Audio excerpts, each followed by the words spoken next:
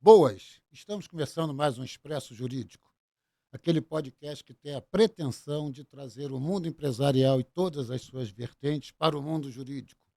Se a gente parar e pensar, e como o escritório que a gente tem, que abrange o Brasil inteiro, as questões quase que se afunilam nos mesmos problemas.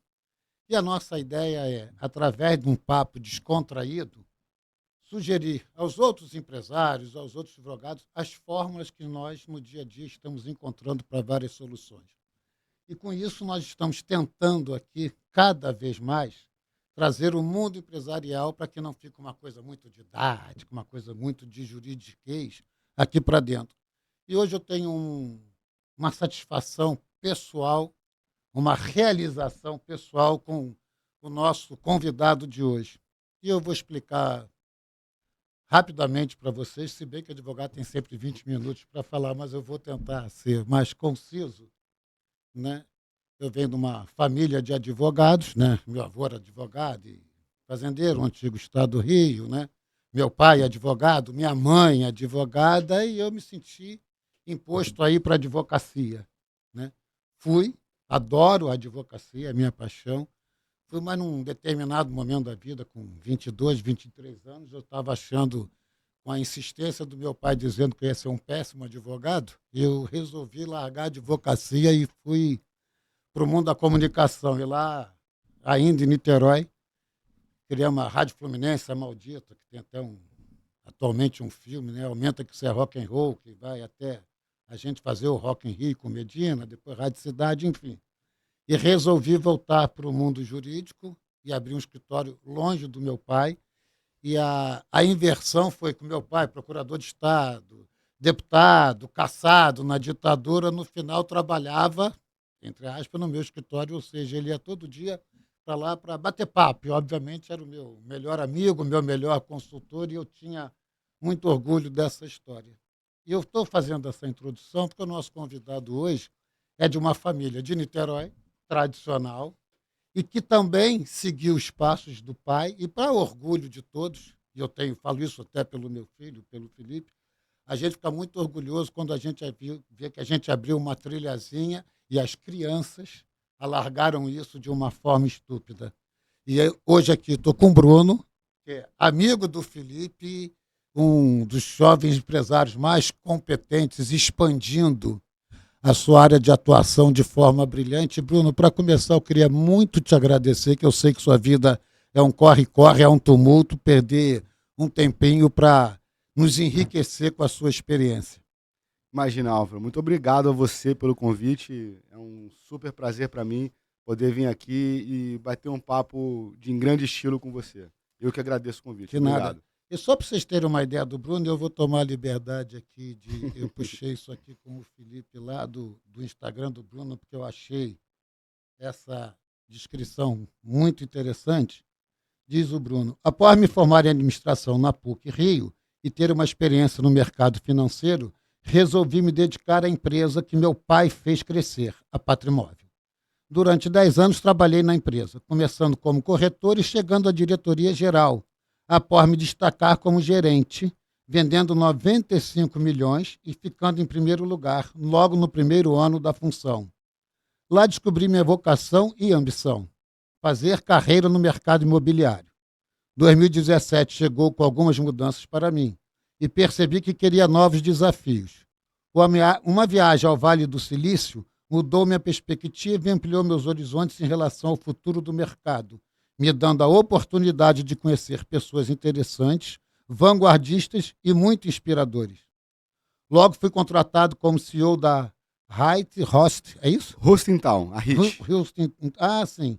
Uma startup focada em locações de temporada com serviço de concierge para viajantes exigentes de alto padrão. Após alguns meses de sucesso, a investidora principal precisou tirar os recursos, mas com esse novo aprendizado, busca a oportunidade de continuar inovando no mercado imobiliário. Venho me dedicando ao empreendedorismo no ecossistema das startups. Hoje, com 3 Property Tech em desenvolvimento, a Up Rio, a Probox e a Brick, Brick. né? Esse é o Bruno, vocês podem ver que não deve ter tempo para comer.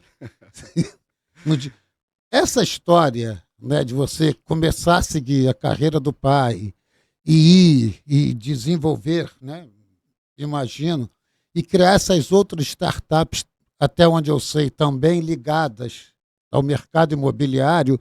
O que você acha que é uma expansão? É um novo mercado que está se abrindo, além dessa locação formal que a gente conhece via startup? Primeiramente, Álvaro, obrigado pela sua gentil apresentação aí da minha pessoa. Na verdade, eu comecei a minha carreira profissional fora do mercado imobiliário. Como você mesmo colocou, eu trabalhei em alguns bancos, como o Pactual, o Banco CR2, trabalhando com asset e etc. Eu entendi ali que a rotina do meu dia a dia, eu não me sentia tão confortável com o meu dia a dia, apenas tratando com números e analisando dados o dia inteiro. Mas, rapidamente, fui mordido ali pela perspectiva do mercado imobiliário, num ambiente onde estava em grande expansão todas aquelas histórias de lançamento imobiliário no Rio de Janeiro, e isso foi muito motivador, né? E a Patrimóvel era a minha casa, sempre foi a minha casa. Embora eu tivesse iniciado a minha carreira profissional no mercado financeiro, eu sempre frequentei os salões da Patrimóvel e sempre tive um grande prazer naquele ambiente em si. Então, a Patrimóvel, quando eu entrei na Patrimóvel, ela foi um caminho muito natural para mim. Eu trabalhava numa incorporadora, na área de novos negócios, comprando terreno para essa incorporadora, e veio em 2008 a crise, onde o subprime abalou muito o mercado imobiliário mundial, e essa incorporadora naquela época... A crise americana que você está falando, Sim, não foi? sim, sim. Mas a dimensão dessa crise americana, ela Sim, acabou sendo mundial, ela acabou é refletindo verdade. também no mercado nacional, propriamente dito. E naquela altura, a empresa a qual eu trabalhava, ela decidiu estrategicamente mudar um pouco o eixo no sentido da compra de terreno e mais o foco na questão de estoque. E aí eu fui parar no departamento, fui remanejado de departamento para a equipe comercial, e ali eu tive o primeiro encontro com essa carreira que hoje eu tenho muito orgulho de representar, que é a carreira do corretor de imóveis. As famílias europeias, basicamente, né, até onde eu sei também, de a gente analisar mercados, eles fizeram mais ou menos o caminho que você fez. Eles pegam os filhos, né? Eles colocam nas empresas dos amigos em funções mais baixas possível para que eles vão escalonando. E quando eles se profissionalizam ou estão grandes, só nesse momento que ele vem para a empresa da família para dirigir, que é exatamente para não ser aquele negócio do filho do dono, né? Aquelas Eu também tive coisas, essa né? oportunidade. Pois é, pelo que você está me contando, você viveu isso também, Eu né? também tive essa oportunidade porque, ao trabalhar nas incorporadoras, que foi a PDG, por acaso, ali realmente, embora o mercado todo conhecesse a família, conhecesse o trabalho da Patrimóvel, e por isso meu pai, ali eu realmente era um funcionário como qualquer outro, que participava dos plantões de atendimento e fazia toda essa rotina como qualquer outro colega que ali representava a companhia. E foi ali realmente uma grande escola, porque na prática, eu ter começado na empresa do meu pai com a perspectiva de corporativa, essa Uhum. visão corporativa já formada, foi muito importante para mim, porque eu passei de um simples filho do dono da empresa a um super curioso, a uma pessoa que tinha a capacidade dali de perguntar, mesmo sendo um gerente da área comercial, fazer uma pergunta a um gerente jurídico, um gerente financeiro ou qualquer outra área da Uhum. empresa que não era dirigida ao departamento comercial, e ali, obviamente, ninguém iria me cortar. Qualquer pergunta, qualquer comentário que eu pudesse fazer fora da minha ossada comercial, isso também era muito aceito, porque ali eu tinha essa abertura de ser filho do dono. Então isso acabou me servindo como uma grande porta de experiência, né? Aquela história dos primeiros 10 anos, né? Da importância dos primeiros 10 anos para você se formar especialista naquela matéria. Eu me tornei especialista em mercado imobiliário na Patrimóvel, vendendo 8.500 unidades por ano. Um VGV de 3 bilhões de reais alcançado. Então, a gente fez isso com muita intensidade e foi muito bacana para mim pessoalmente também participar dessa história, que não foi só da minha família, mas também a minha própria história Claro. pessoal, ao participar dali, compondo esse sucesso de venda como parte integrante daquela equipe. Eu acho isso interessante que você vem, digamos, do chão de fábrica, né, como a gente fala no vulgar, e chega no mundo das startups, que eu acho fantástico. Quer dizer, você fez essa evolução, você percorreu todo esse caminho, tem conhecimento de causa, e aí me vem esse questionamento nesse mundo midiático que a gente vive hoje. Não falo só de coisas, não. Eu falo né, desse mundo cibernético, algo assim que a gente vive, né, e muito mais rápido, muito mais afoito, dinâmico, né? Eu acho que as startups hoje são é o novo mundo, né, que a gente está tendo. E eu vejo, né, aqui pelo seu currículo, você também foi para esse caminho. É o caminho do mercado imobiliário de comercialização, pelo menos, é o mundo das startups? Olha, Álvaro, eu entendo hoje como startup uma coisa um pouco a mais, um pouco além do que simplesmente inserir tecnologia dentro do setor imobiliário. De fato, eu acredito muito nessa estratégia de tecnologia e de forma de administrar o negócio.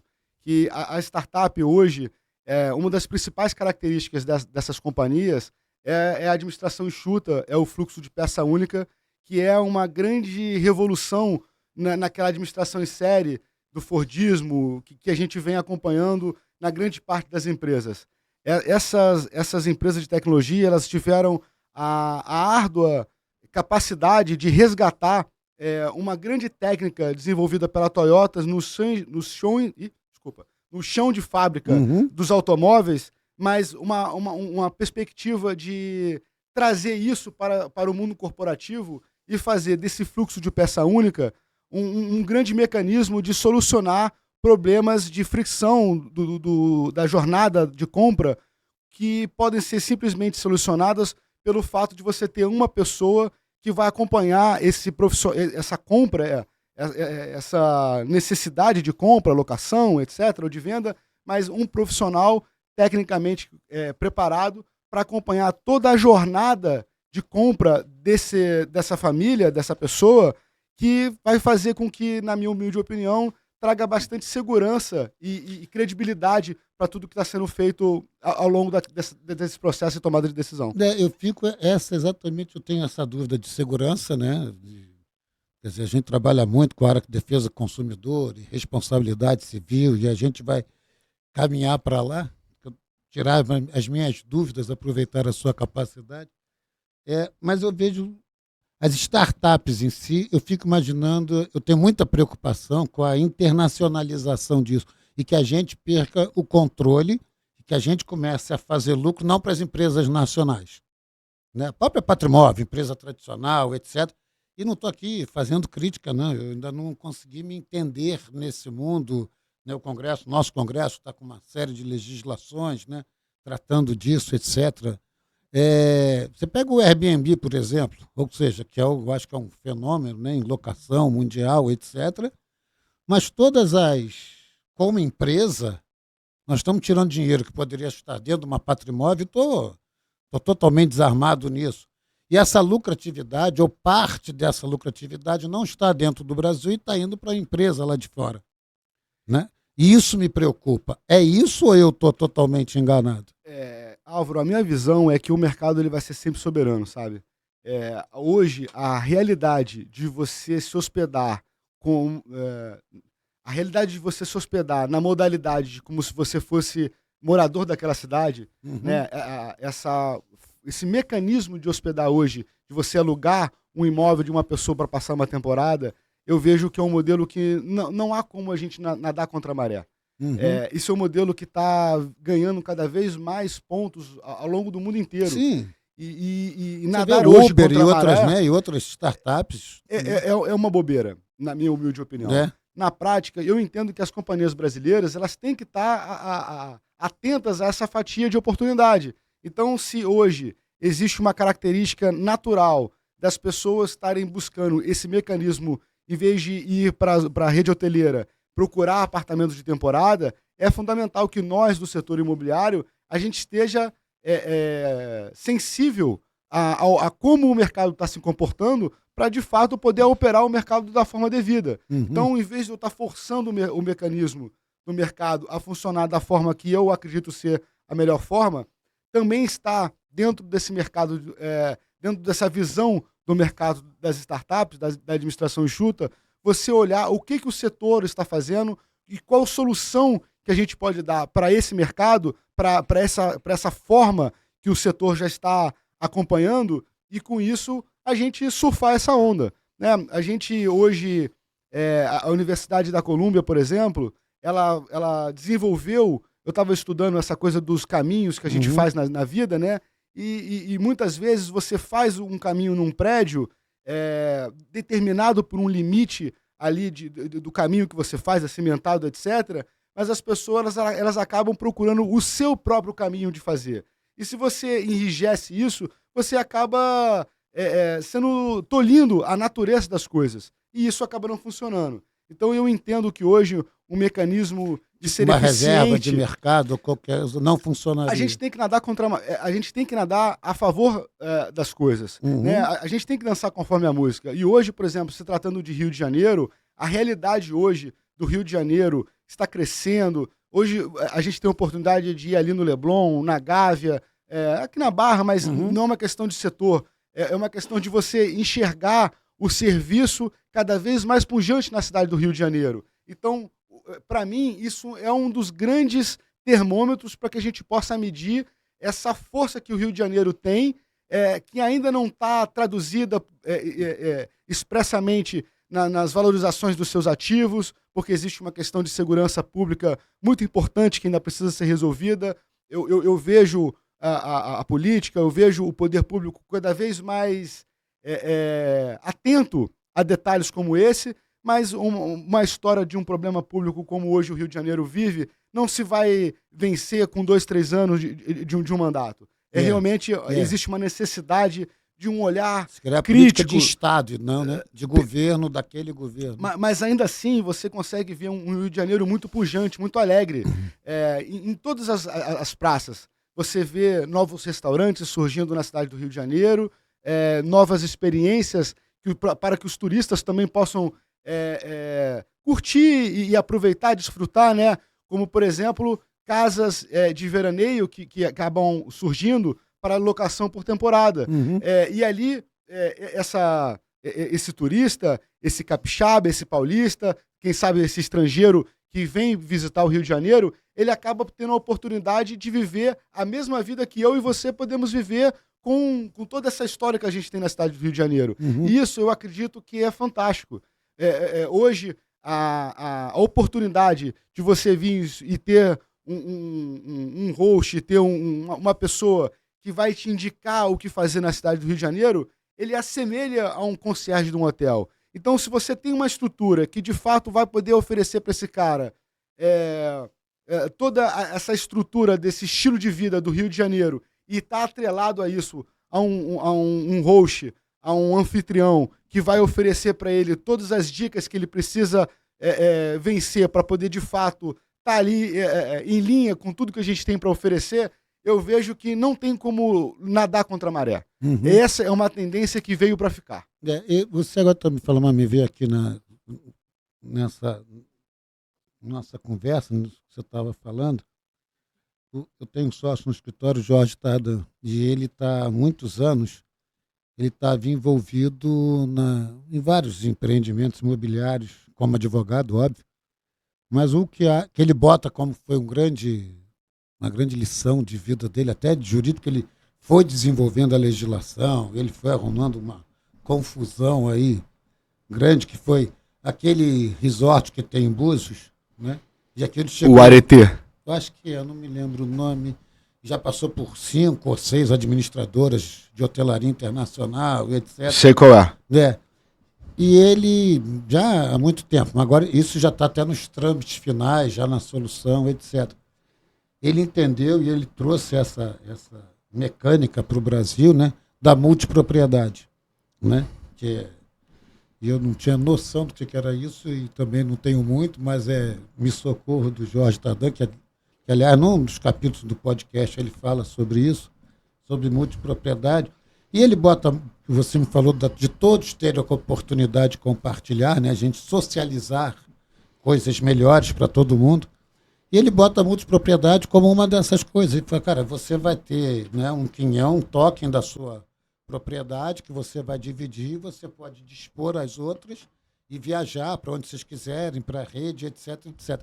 E eu acho que esse é um dos caminhos que nós temos para o mundo turístico de média e baixa renda, né? Porque você pode te dar grande renda, Perfeito, óbvio, perfeito, mas claro. esse já vai para os grandes hotéis, não está muito preocupado. Você acha que isso é uma solução também para esse mercado imobiliário? Não tenho nenhuma dúvida disso. Eu tenho A multipropriedade também é uma coisa... A multipropriedade, Álvaro, é uma coisa que é muito interessante dentro de tudo que foi reformulado nas leis do Brasil, sabe?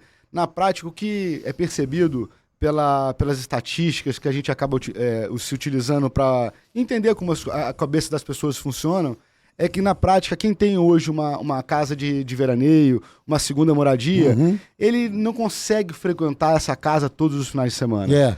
Então isso acaba gerando essa grande oportunidade, que a pessoa ter uma casa em Angra, ter uma casa em Búzios, ter uma casa em Itaipava, ter uma segunda moradia para estar vivendo esses grandes momentos de lazer com a sua família, mas de uma forma mais acessível, por um quarto, um quinto do preço. Então, de fato, a realidade hoje da multipropriedade, ela também é uma história que tem um pouco a ver com essa coisa do Airbnb, porque acredito que esse foi a grande disrupção do mercado. É verdade.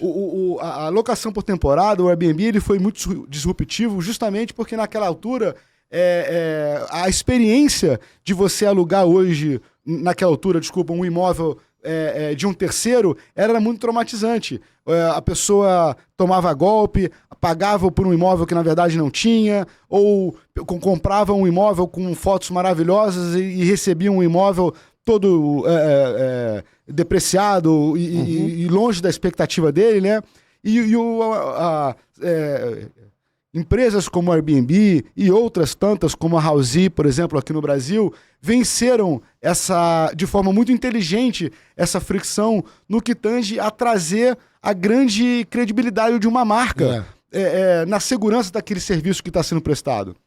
Então, embora a pessoa vá alugar o imóvel de uma pessoa física, de um Zezinho das Couves, ele tem toda a estrutura do Airbnb para proteger essa estadia e também, pelo outro lado, né, a pessoa que tem um imóvel legal e eventualmente vai receber um hóspede que, né, a gente sabe que aluga um casal e vem uma família de 15 e toda essa história, são coisas que plataformas inteligentes como a empresa do Airbnb, ela acaba tendo certas anuências da própria experiência, da escala que eles têm ao fazer isso, de gerar a segurança que as duas partes precisam para que esse negócio seja bem sucedido, né? O negócio, para ele ser bem sucedido, ele não pode ter uma parte que está bem e a outra que está mal.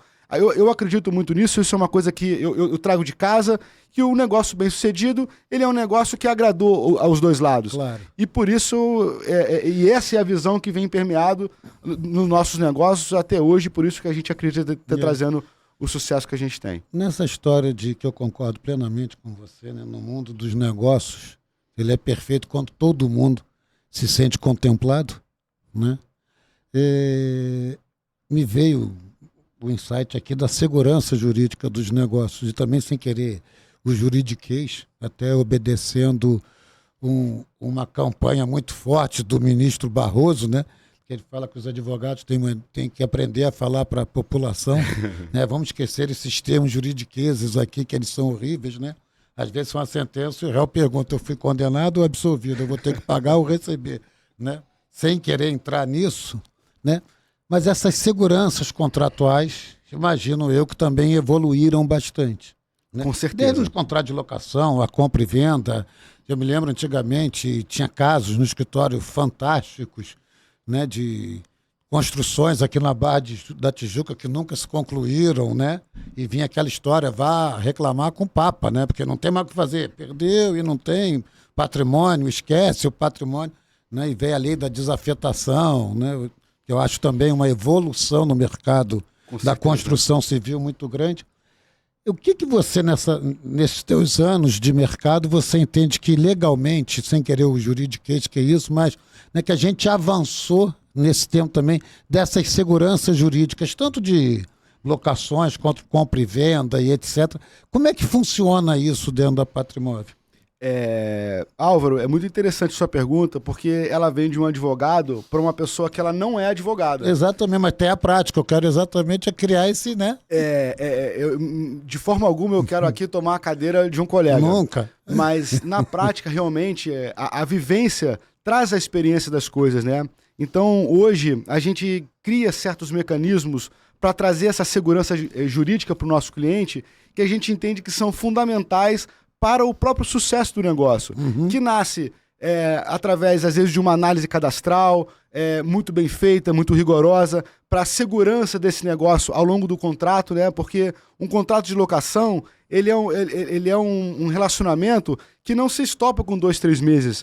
Um contrato de locação, ele vai girar ali pelo menos pelos 32 meses normais ali desse contrato. Então, é muito importante a gente ter ali uma segurança para os dois lados, para que esse tempo possa se perpetuar em paz. Então, a gente tem problemas como vazamento, a gente tem problemas de diversos, né, dos clientes, que a gente precisa ter muita sensibilidade e, de fato, procurar entender pela lei, que hoje a lei do inquilinato é muito transparente e muito bem explícita para que a gente possa se apoiar nela. Então, na prática, a gente vai apenas seguindo as experiências que a gente vem tendo. Né? Mas a nossa preocupação hoje, sempre inicial e a grande...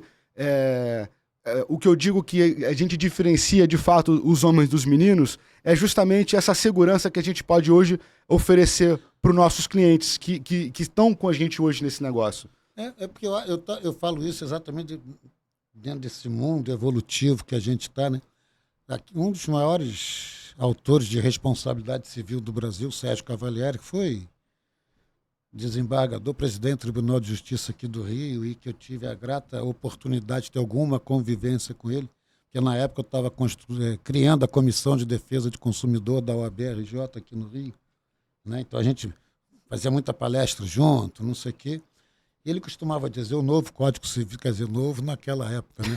O novo Código Civil ia entrar em vigor, e ele dizia que ele ficava muito, nas palestras na Emerge, ele dizia que ele ficava muito preocupado porque o direito que a gente estudou, o direito que a gente tinha aquilo como base, em que todo entendimento já estava até legalmente, jurisprudencialmente já colocado, ele iria mudar. Ele falava, eu fico muito pena dos operadores dos direitos futuros, dos advogados, dos juízes, porque é um novo ordenamento jurídico que está surgindo e muito rápido, né?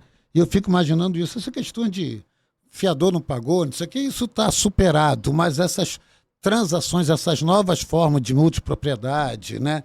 Das garantias, dessas que você fala, desses contratos de Airbnb, né? Ou dessas... internet, né, dos contratos de internet, que você não sabe onde as pessoas estão. Isso para o consumidor eu acho que ainda é muito complicado. Mas acho, como sempre, né, a jurisprudência antecipa a lei, né, porque ela vai na prática, você tem que resolver. Eu não sei efetivamente dizer se isso está muito evoluído ou não, ou se já está muito bem encaminhado essas questões ou não, ainda estamos engatinhando. A gente acabou entrando em muitas matérias que é importante a gente dividir um pouco para poder ter uma visão mais clara. Quando a gente fala hoje, por exemplo, de multipropriedade, isso já é um tema pacificado, né? Quando a gente fala de multipropriedade, a gente já entende hoje um ecossistema que suporta, inclusive, um mercado secundário. Hoje você já tem um lançamento de uma multipropriedade e um mercado de pessoas que estão comprando de uma pessoa física essa parte que, no final, é quando realmente a gente fecha o mercado, né? O mercado, para ele realmente ser autossuficiente, ele precisa ter os lançamentos e precisa estar composto também dentro dessa estrutura o mercado secundário, que é quando essa pessoa que tem a propriedade, que comprou esse imóvel do lançamento, ela de fato vira, de fato, como eu digo... Um coproprietário? Na verdade, eu digo mais em relação ao próprio investimento, né? Porque se eu tenho uma coisa que não é líquida, ela não tem valor. Sim. Agora, se eu tenho um mercado secundário que impulsiona a liquidez desse ativo, esse ativo ele pode ganhar com isso, então, ainda mais valor, porque ele não fica preso a essa questão da demanda.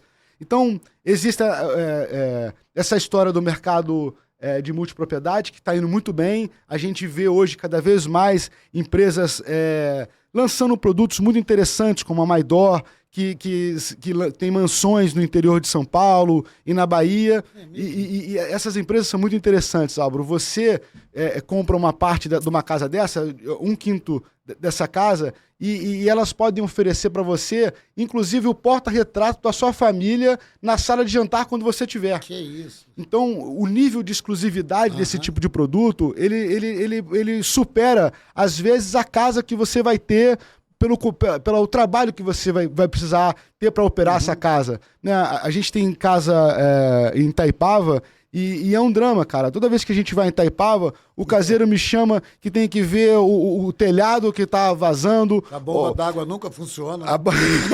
Você já teve casa fora, né? Chegar em casa, doido tomar um banho de madrugada, falar, a bomba não tá funcionando. Eu tenho uma amiga que sempre falava o seguinte, que ela queria que o caseiro dela mandasse e-mail para ela na quarta-feira, para nem conversar com o caseiro. Exatamente. Mas na prática é isso, né? Você hoje tem uma casa fora, não é a perfeição de você chegar e estar com tudo da forma que você gostaria. Então você ter a experiência, a oportunidade de ter a experiência de uma empresa por trás, doutrinada, capacitada, bem treinada para poder exercer esse serviço de excelência, às vezes realmente é um valor agregado a essa história. Mas, em contrapartida, a gente tem várias outras questões um pouco mais simples, que a jurisprudência já está muito bem determinada, como, por exemplo, o mercado de locação, as multas, etc., elas são muito bem definidas.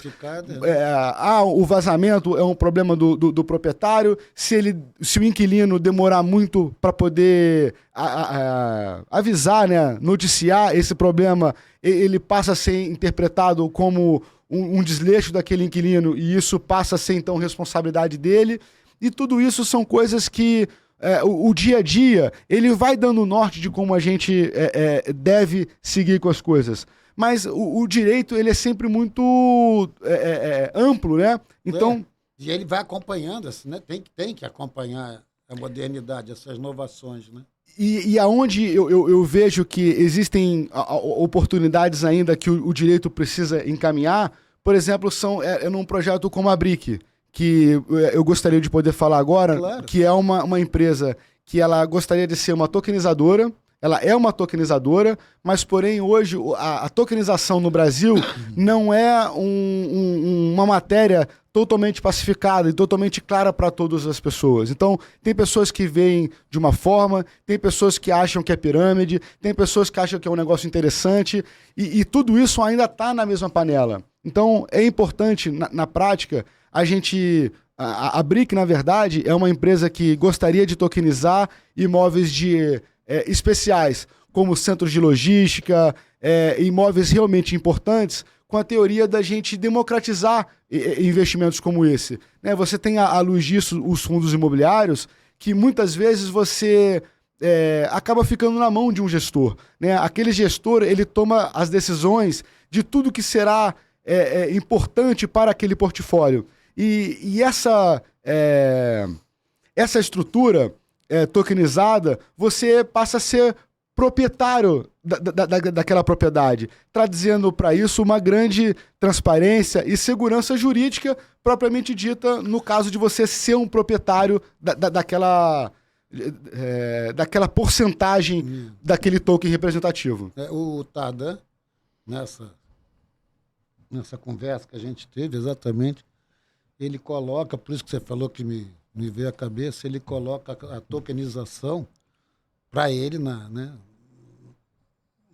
realidade dele, ou na experiência dele, Ele falou, cara, é inadmissível que as pessoas hoje, né, a não ser pela ignorância, estou falando de ignorância no bom sentido, que não está envolvido na matéria, né?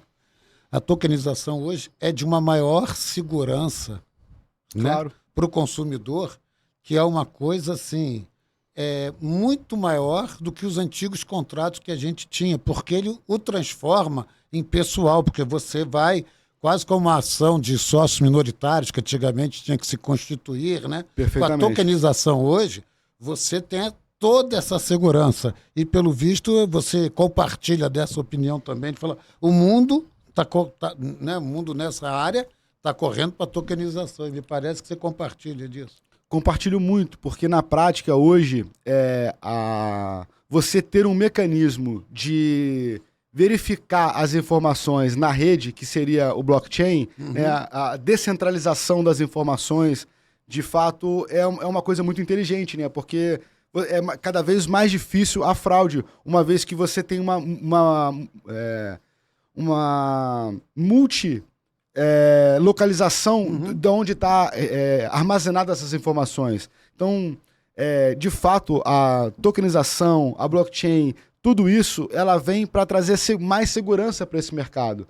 Mas é importante ressaltar sempre que, na prática, vão existir os bons e os maus profissionais. Claro.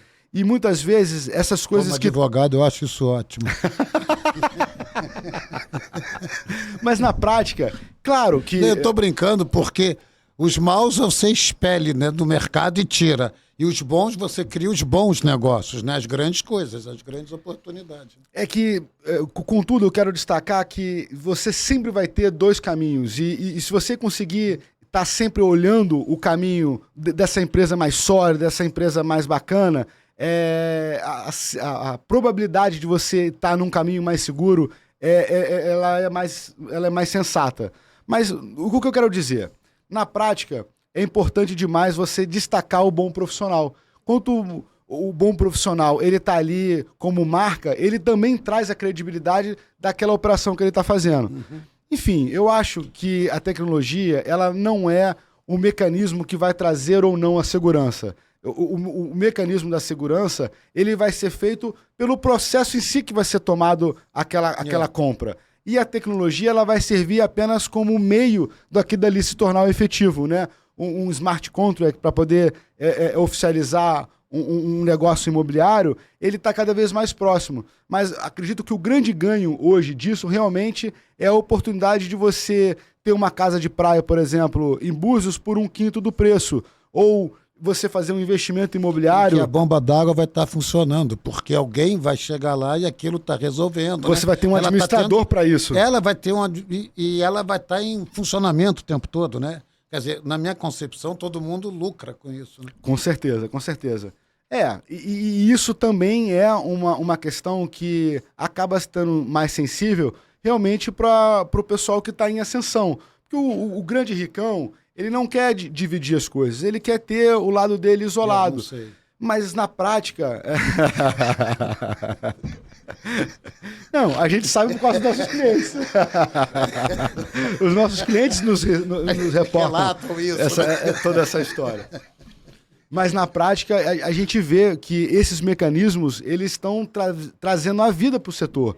Então, uma casa em Itaipava que pudesse estar inviável para uma família mantê-la de acordo com o que se espera, com o que é bacana para usar, né? Mas dividindo às vezes por 5, isso fica acessível e torna esse sonho da segunda casa de veraneio uma realidade para todo mundo. É verdade. Agora, se você me permitir mudar aqui, mas é uma questão também que eu acho que é uma equação, que eu não sei como é que vocês desse universo, cada vez é uma questão de meio ambiente, concorda? E a grande necessidade que a gente tem, que é tremenda cada vez mais, de se criar habitações, principalmente de baixa e pequena renda, digamos assim, né? Classe D e E. Isso, para mim, deve ser de um conflito. Né? Como é que você equaciona esse problema? Porque desmatar ou criar áreas, né? Ou incentivar áreas, isso, para mim, é um negócio dificílimo, vejo Rio Grande do Sul, e não estou botando o Rio Grande do Sul como os erros, não, estou falando uma realidade Uma que a gente catástrofe que está tem. acontecendo. E outro dia eu vi uma entrevista de alguém da ONU ou algo assim, falava que uma catástrofe dessa natureza levava era de 10 em 10 anos. E há 10 anos atrás passou de 5 em 5, e nos últimos 10 anos, sei lá, tem uma por ano, na maioria, em 60% dos países que existem no mundo, ou seja, isso virou uma realidade, né? Então, essa preocupação se soma a isso, a necessidade cada vez maior de se construir habitações. Como é que se resolve essa equação? Olha, aqui no Rio de Janeiro hoje a gente tem uma Que é oportunidade. especial, até porque a gente está entre o mar e a montanha, né? A gente tem uma oportunidade muito interessante de resolver, ou de continuar expandindo, né? Melhor dizendo, a moradia popular, que é o grande negócio hoje. Todas as incorporadoras, o mercado hoje vem falando muito dessa questão do mercado de baixa renda, do mercado do Minha Casa Minha Vida. Né? Toda essa estrutura hoje do déficit habitacional popular, ela é uma realidade. Então, o grande setor que tem para ser impulsionado por esse futuro mais próximo, certamente será o mercado de baixa renda, esse mercado do Minha Casa Minha Vida, ainda mais com esse crescimento aí do teto do programa. Mas, em relação, por exemplo, a como solucionar isso de acordo com o meio ambiente, hoje, por exemplo, no Rio de Janeiro, existe uma grande oportunidade de construir casas populares na região ali do Porto Maravilha e na região central do Rio de Janeiro, que se você puder enxergar com carinho em cima disso, é muito inteligente, porque essas regiões, primeiro, como você está colocando, a gente não está desmatando, a gente não está criando nenhuma nova área de ocupação. A gente está trazendo, na verdade, uma ocupação mais eficiente daquilo que já está ali hoje obsoleto, né?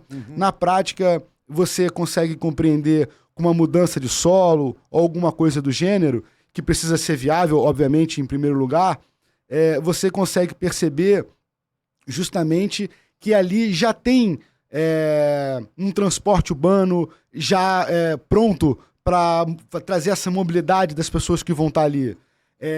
A região do Santo Cristo é uma região que hoje ela está mais do que preparada para receber empreendimentos como esses que a gente está falando. E isso cuidando, obviamente, dessa questão ambiental, porque ali já é uma região que já existe uma ocupação urbana, hoje desordenada, mas com um olhar carinhoso ali do poder público, existe uma grande estrutura para ser desenvolvida ali e, na minha humilde opinião, muito vencedora. Eu também, você me falou isso, eu me lembrei exatamente do exercício que o Eduardo Paz faz em potencializar aquela região, não sei, eu acho que estão, salvo engano, 120 mil unidades residenciais construídas ou em construção ali. Ainda passei por ali, vindo do escritório, eu falei, gente, 120 mil unidades aqui, nós estamos falando de 600 mil pessoas circulando aqui.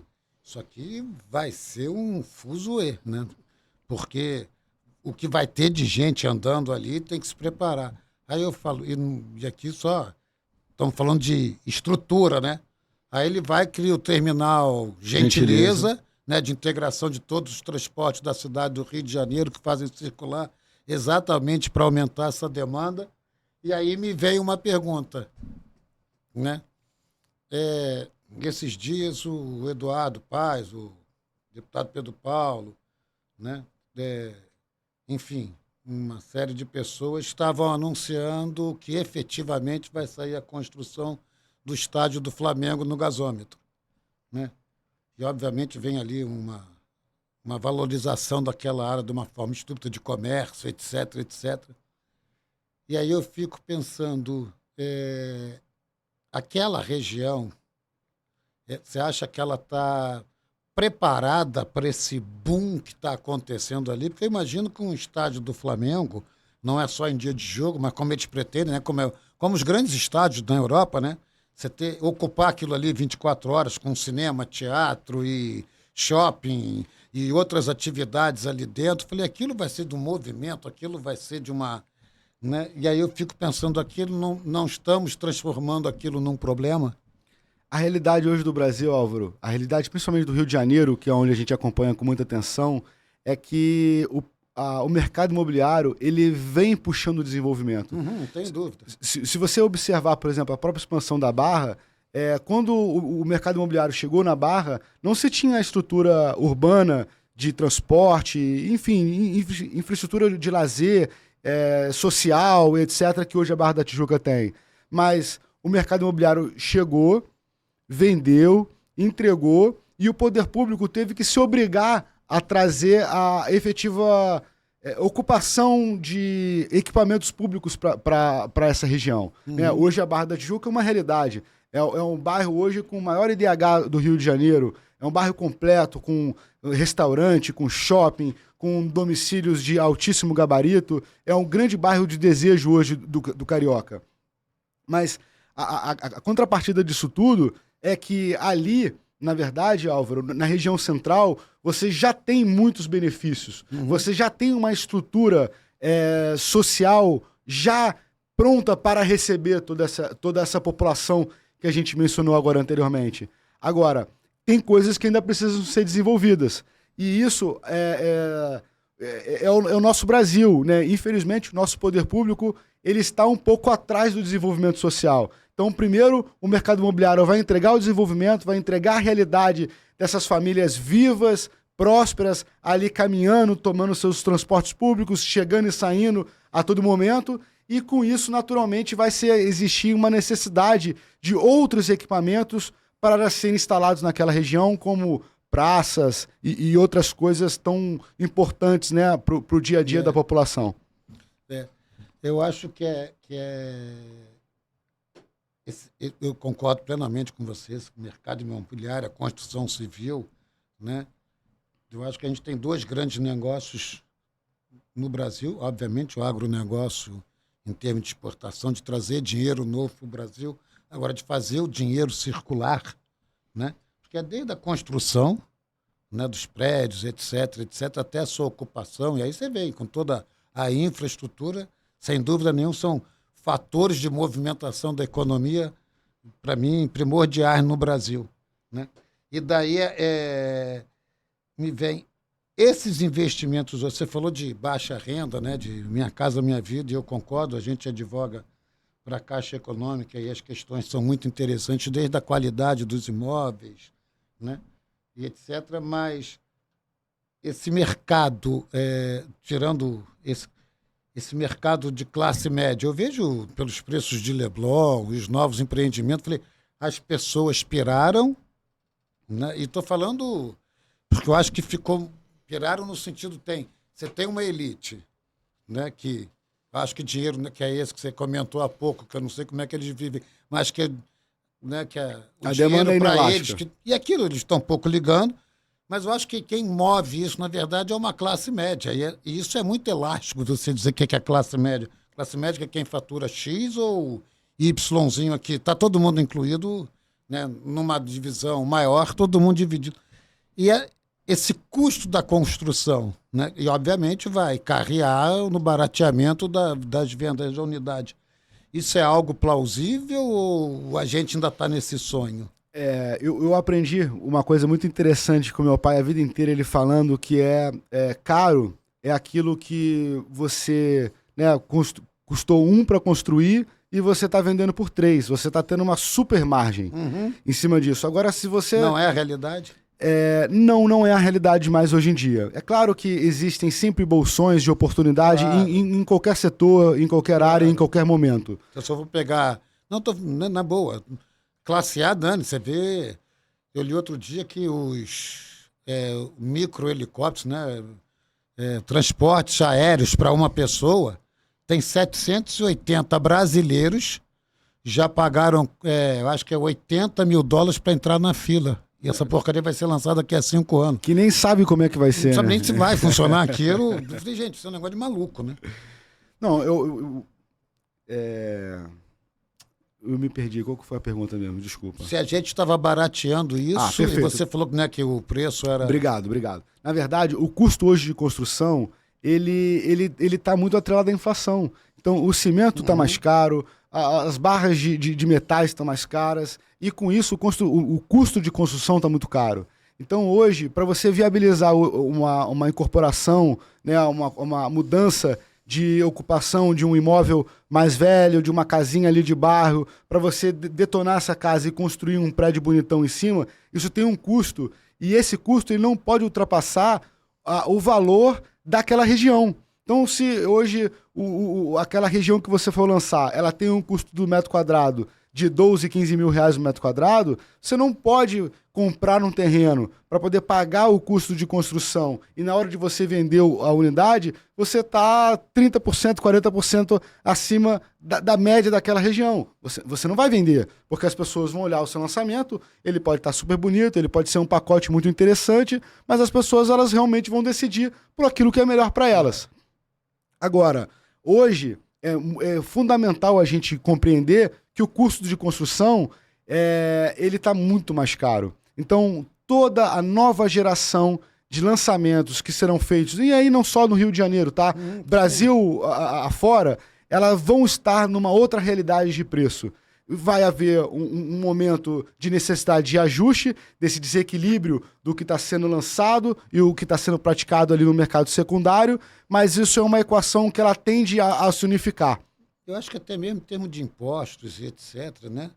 Desses encargos públicos, isso não sei se tende a baratear, mas eu acho que em algum momento, eu achei que isso viria com a pandemia, eu acho que a humanidade teria essa lição sobre aquela coisa. Nós não precisamos de tanto, a gente chegou à conclusão que a gente precisa de água, comida, pouca comida saudável, água e 2 amigos para fazer fofoca de noite, o resto está resolvido, né? O luxo, né, excessivo, eu acho que ficou cafona, né? E acho que cada vez mais a gente vai ter a coisa da ostentação, da exibição, acho que isso cada vez é mais demodé, mais desatualizado. Eu não sei se essa conscientização fará a gente reduzir, não falo só o mundo imobiliário, não, boto de carro, né? Esses supérfluos todos desnecessários, não é você não ter o mérito de ter o melhor, o mais ou menos e o pior, não. Acho que as pessoas têm que trabalhar, estudar, se esforçar, produzir e ter o melhor, mas não precisa da extravagância, né?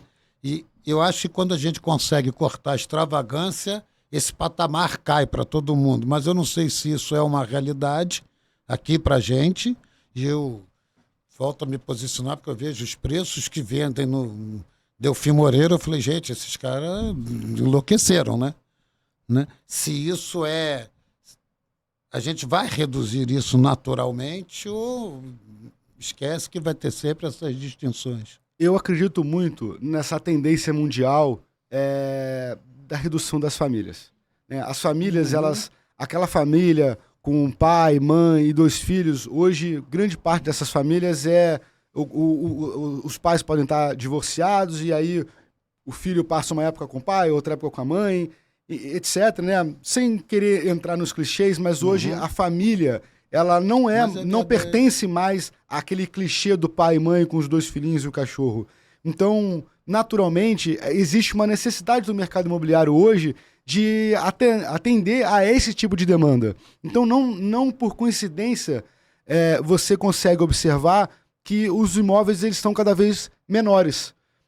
Eles estão cada vez menores. Claro, existe também uma perspectiva de mercado de você poder aumentar o valor do metro quadrado e, com uma unidade menor, você ainda caber um ticket da unidade num valor que não seja exagerado. Existe também uma técnica de ofertar dessa forma, mas, na prática, só existe demanda para oferta que esteja equalizada. Não adianta eu querer lançar um imóvel, por exemplo, como foi estudado lançar, por exemplo, em São Paulo, aquelas cápsulas que tem no Japão de 11 metros quadrados, que ninguém quis aquilo. O pessoal achou que aquilo ali era um absurdo e, embora tivesse um preço super atrativo, não foi atrativo para as pessoas demandarem aquilo como utilização.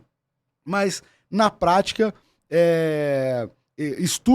inúmeros estudos apontam essa característica de uma procura cada vez maior para unidades de um dormitório, de um quarto-sala, ou aquele conjugadão, que é os lofts hoje em dia, né? Você acha que é tendência? Eu acredito muito nessa tendência, justamente por essa característica mundial dessa adaptação das famílias hoje em dia.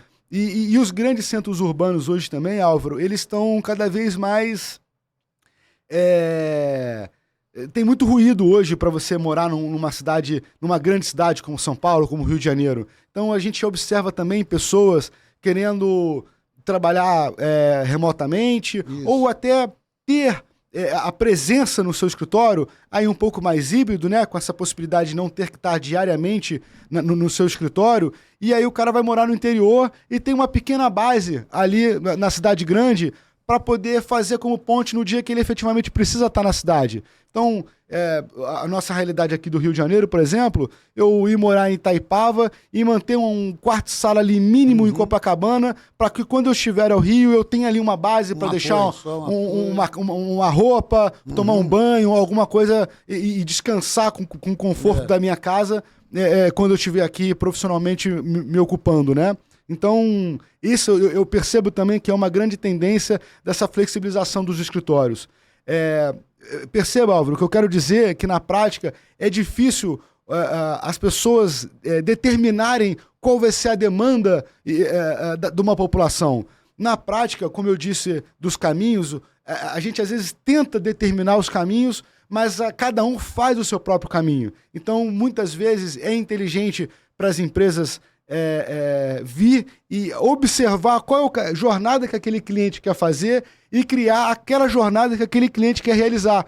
Em vez de eu criar uma jornada, eu idealizar o que o meu cliente imagina que pode ser legal e, a partir daí, tentar vender essa ideia do que eu acho que o meu cliente deseja e o que o meu cliente acha que é legal. Hoje, a grande dinâmica dessas empresas de tecnologia não é só a tecnologia propriamente dito, e sim a capacidade que eles geram de crescer com a própria interação com o cliente.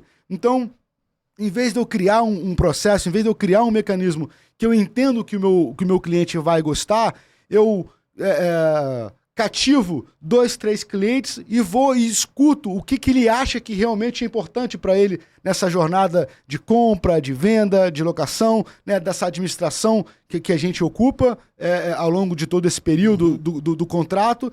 E ao ouvir esse cliente, eu tenho a capacidade de melhor atendê-lo, né, com o ouvido atento e sensível a tudo que o meu cliente pode expor sobre a experiência que ele está tendo comigo, eu tenho a total capacidade de melhorar cada vez mais essa jornada com esse cara.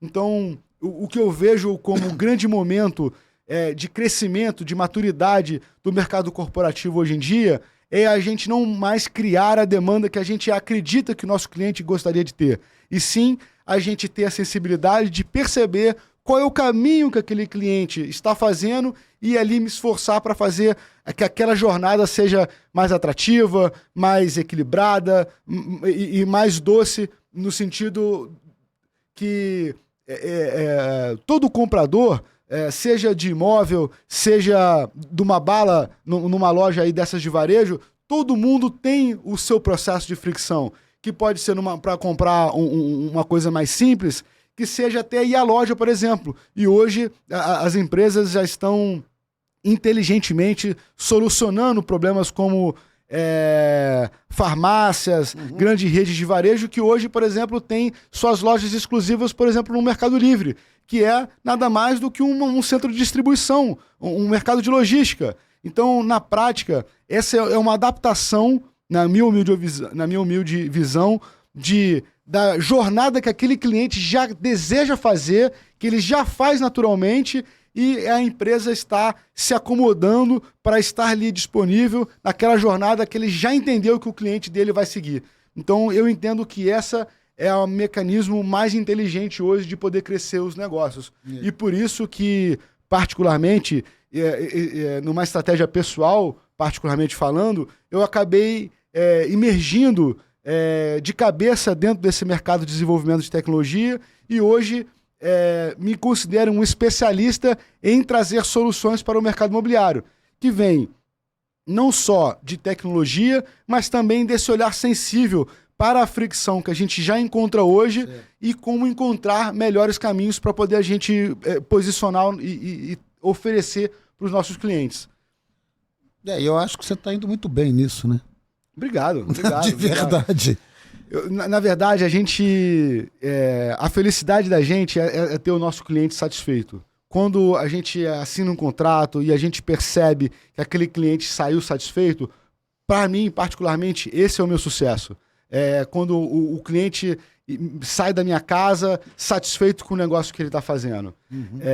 Na prática, não é sempre que a gente consegue isso, porque muitas vezes os clientes eles esperam coisas que às vezes a gente não pode de fazer, mas não por isso a gente vai deixar a mão de se esforçar em cima desse mecanismo que está ao nosso alcance para que a gente possa melhor solucionar esse problema de moradia do cliente, né? Então, hoje, a gente tem muito orgulho da forma a qual a gente trata o nosso cliente, né? Do momento que ele entra na nossa companhia, a jornada que ele tem dentro dos nossos processos e quando ele sai dali com esse contrato efetivado. E esse respeito, quer pelo funcionário, né, quer pelo cliente, eu traduzo isso com modernidade. Eu acho que as relações, cada vez, elas são mais intrínsecas, elas são mais agarradas, né? Elas estão mais ligadas, e que não adianta você ter um bom preço, porque se vem para a sua empresa,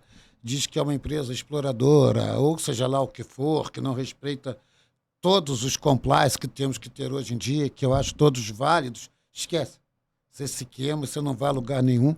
E eu acho que você, obviamente, era o meu interesse em te trazer aqui cobrando do Felipe a possibilidade da sua vinda, porque eu acho que você encarna isso. O empresário moderno, ativo, consciente, que sabe das suas responsabilidades e obrigações, mas que também tem esse olhar social, né? E eu queria te agradecer, não sei se eu posso... Algum tema que a gente não abordou, você gostaria? Olha, Álvaro, eu gostei muito do papo, porque na prática eu vim aqui conversar com um advogado, é sempre uma preocupação muito grande. Não, porque a gente é péssimo nunca também, sabe o que a gente vai falar com o advogado. Mas o nosso papo fluiu com muita naturalidade, porque na prática é nessas horas que a gente realmente identifica a importância de um bom profissional. Seja um bom advogado, seja um bom corretor, são esses caras que tiram a gente das confusões. Então, a oportunidade de ter uma assessoria de um bom advogado faz com que eu traga as melhores soluções para os meus clientes. Claro. E que, por exemplo, um problema de um vazamento, um problema de uma inadimplência, não torne uma bola de neve e isso um verdadeiro problema para o proprietário, para o inquilino. Então, tem a solução. A nossa experiência, juntamente com os nossos advogados, parceiros que estão junto com a gente nesse dia a dia, acaba sendo realmente fundamental para tudo aquilo que a gente faz com todo o carinho que a gente tem exercido. Então, eu acho que a gente poderia estar aqui falando a tarde inteira. Não faltaria assunto para a gente estar tratando, porque mercado imobiliário e mercado de advocacia tem matches infinitos. Mas eu estou muito feliz com o nosso papo, porque a gente conseguiu abordar temas verdadeiramente importantes para todos que estão aqui e que podem nos ouvir, e com isso entender que o mercado imobiliário não é uma coisa mística, não é uma coisa difícil. Não é o bicho-papão que todo mundo imagina, né? Eu vou entrar contratar uma empresa, certamente eu vou perder. Não existe mais isso. Esse mundo acabou. O mundo da transparência, né, e da boa-fé contratual, isso hoje rege as regras, né? É isso. E com isso, né, poder mostrar para os nossos amigos e clientes, para as pessoas que estão nos acompanhando, tudo que a gente faz de sério, quem nós somos, tudo que a gente faz de sério, e com isso, né, as soluções que a gente pode estar oferecendo para servir justamente de opção bacana para que as pessoas não tenham desgastes, que não se aborreçam em coisas que a gente já sabe fazer, que a gente é especialista e que a gente faz muito bem feito. Exatamente, eu acho mesmo, cada vez o mundo exige mais isso. Eu te agradeço de verdade os ensinamentos, o tempo, que eu sei que tempo urge para todo mundo, mas dá mais para você que tem essa vida super atribulada, com todas essas frentes de negócio, de verdade. E para você, lembra quando eu abri aqui o nosso podcast falando, né, dos filhos, e que o orgulho... Está aqui um exemplo de um empresário bem-sucedido que está expandindo os negócios da família de uma forma exponencial, e que eu acho que traz orgulho, não só para a família dele, para os amigos, mas eu acho que é um orgulho para o Rio de Janeiro, para o Brasil como um todo, quando a gente vê que tem uma geração muito séria vindo, trabalhando e com seriedade, com competência, etc. Isso como pai de um desses, me deixa muito satisfeito e sem... Não é aquele velho clichê, né, que se não deixamos um mundo melhor para os nossos filhos, deixaremos filhos melhores para o mundo. Não é isso, não. Não é um clichê, não. Isso, para mim, tivemos a prova hoje, isso é uma realidade. E que bom que isso é uma realidade. Bruno, obrigado pela sua presença. Imagina, eu que agradeço essas palavras tão doces e carinhosas aqui Nada, comigo. são só a realidade, Obrigado. o espelho da realidade. Foi? Boa, Foi. gente. Nossa Senhora.